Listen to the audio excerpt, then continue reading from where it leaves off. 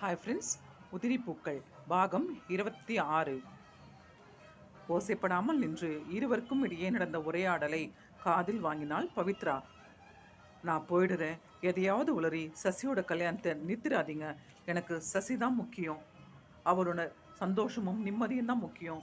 நான் இனி சசியோட முகத்தில் முழிக்கலை, இனி சசியோட கண்ணிலேயே படமாட்டேன். போதுமா? இப்போ உங்களுக்கு திருப்தி தானே? நான் போன பிறகு சசிக்கிட்ட எதையும் சொல்லி அவனோட மனசில் இருக்கிற என் நினைப்பையாவது அழிக்காமல் இருங்க.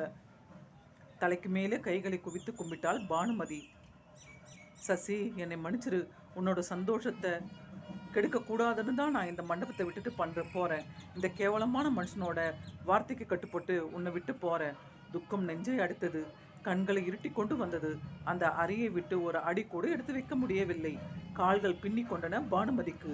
உடம்பை யாரோ கீழே தள்ளி அழுத்துவது போல் உணர்ந்தாள். வெளியே போ.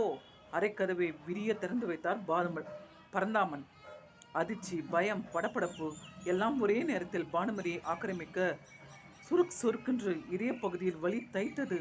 மார்பை பிடித்து கொண்டு அடுத்த தோரணமாய் கீழே தடால் என்று சரிந்தாள். திகைத்து போன பரந்தாமன் இனி இங்கே நிற்கக்கூடாது. மூளைக்குள் எச்சரிக்கை மணி அடிக்க கதவை ஒரு கழித்து சாத்தினார். யாராவது வருவதற்குள் இங்கிருந்து போய்விடலாம். பரபரப்பாய் அங்கிருந்து மெதுவாய் நகர்ந்து சென்று விட்டார் பரந்தாமன். அடுத்து என்ன பானுமதிக்கு என்ன நடந்தது ஃப்ரெண்ட்ஸ்? அடுத்த அத்தியாயத்தில் சந்திப்போம் ஃப்ரெண்ட்ஸ். Bye friends.